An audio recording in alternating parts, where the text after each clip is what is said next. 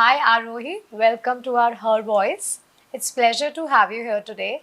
We are glad to bring you as a part of our Her Voice. I have seen there is a remarkable journey you have made through your brand, The Voyager, and we got a privilege to embark your journey with the help of our Her Voice.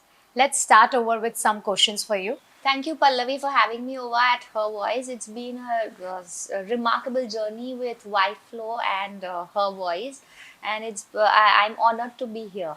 I'm glad, Arohi, you are here with us today.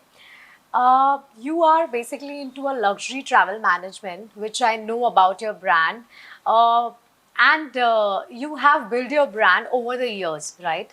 I see a lot of your travel blogs, which you do, and there is so many memorable trips you have planned for your clients and others. You have built an extraordinary brands under the name The Voyager, right? How do you make sure that every trip which you plan is a memorable one for your clients? I think a truly memorable trip is the one that is already over, and it's people enjoy look back at the memories after it lasts. So I have loved and enjoyed curating itineraries.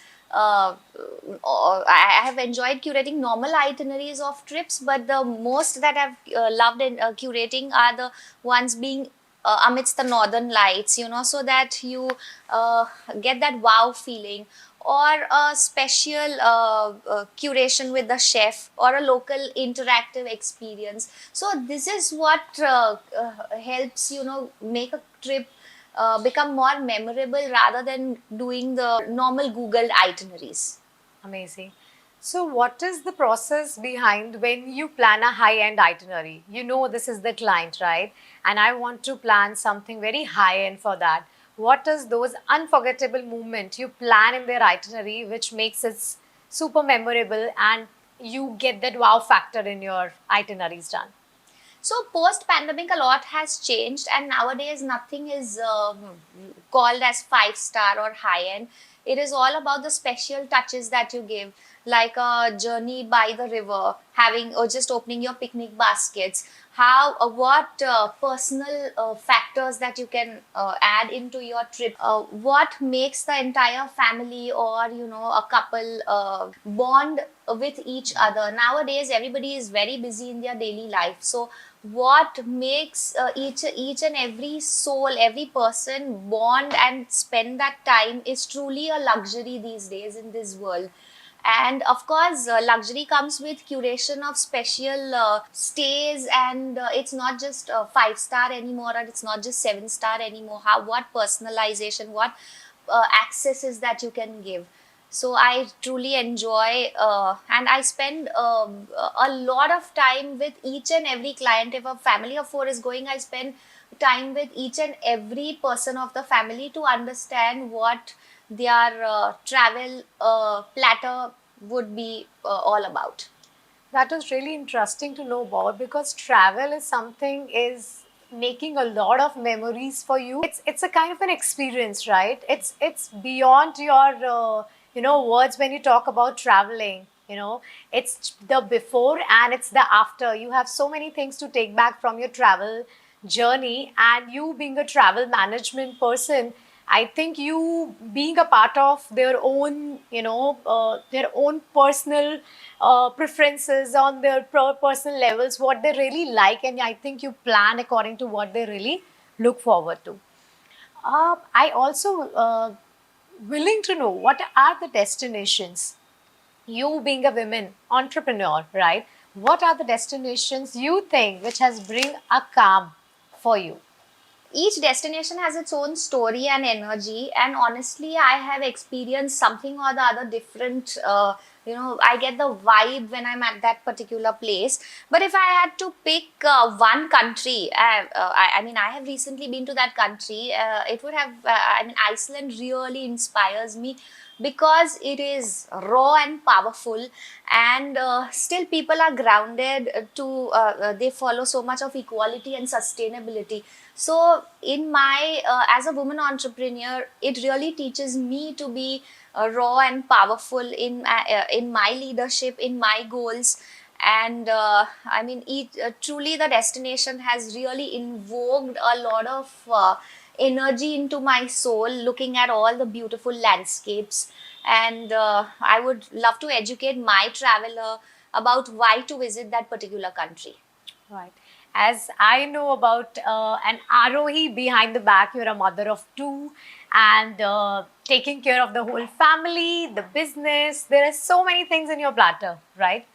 What is the biggest challenge being into this travel industry that pushed you and took you out of your comfort zone? I have always loved to solve the challenges, but the biggest challenge that I have gone through a couple of challenges I've had in my life, but one particular incident that has happened in my life is post pandemic. You know, when travel, I mean, during the pandemic, it has helped me a lot. When the travel had come to a complete halt, it was a big challenge explaining to people, you know, that why you should get into luxury travel. Now luxury for everybody is very different. It is different for some people it is like having a 5-star hotel. For some people it is about the experiences.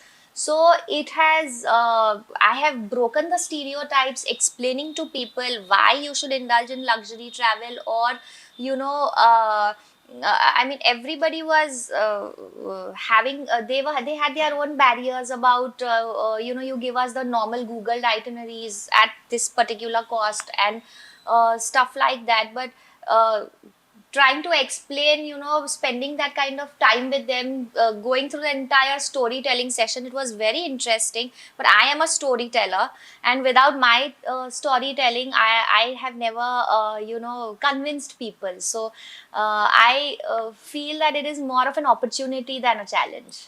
It's truly amazing. Like you seeing traveling all the way and bringing those experience for your clients is something you're putting a lot of efforts and putting a lot of your, your energies and your time in doing that. So you're bringing best to your client. What I can see from your travel blogging, which you do, and giving those experience to your client.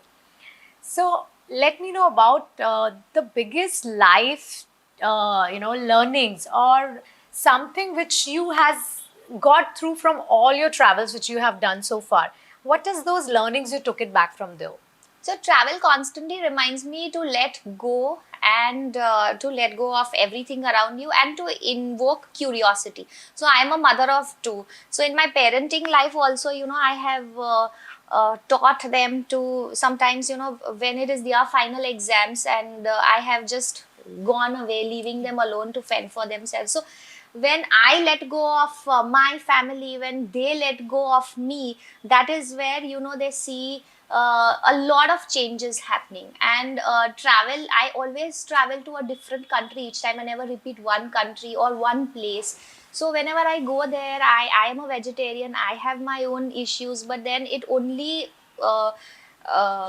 makes me learn. There's new learnings about, you know, how, what I can do. And so curiosity, every time I ask so many questions. So curiosity is the biggest learning. Learning. And letting go, you know. So Yes. once you are there, you have to only be with the moment, in the moment, In the moment. in So, the present moment. yeah, to be in the present Yeah. is something you, I think, is what you live it to up to, right? Yeah, That is yeah. what.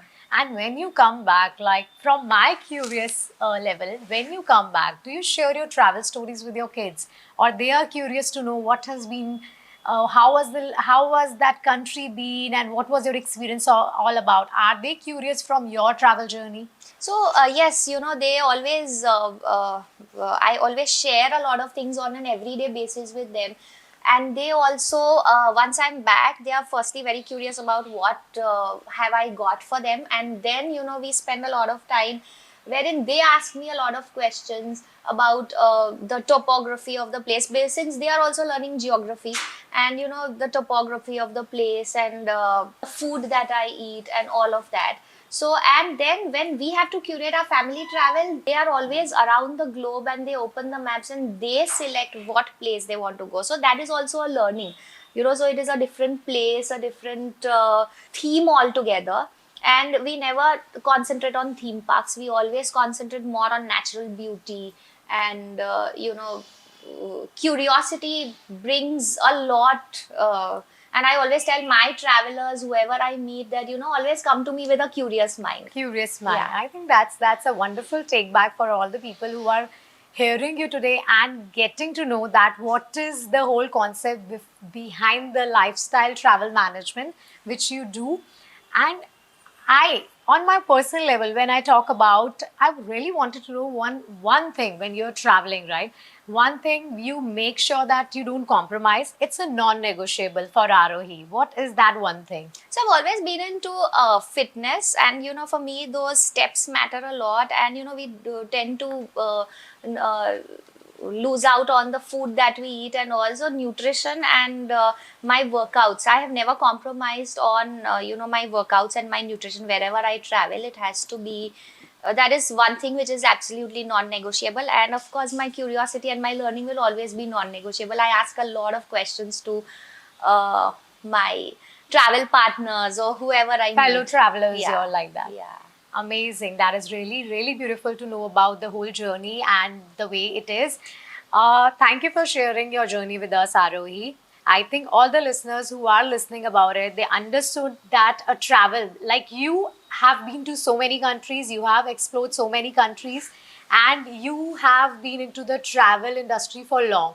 So something which you have opted for yourself is the nutrition, right? It's the fitness.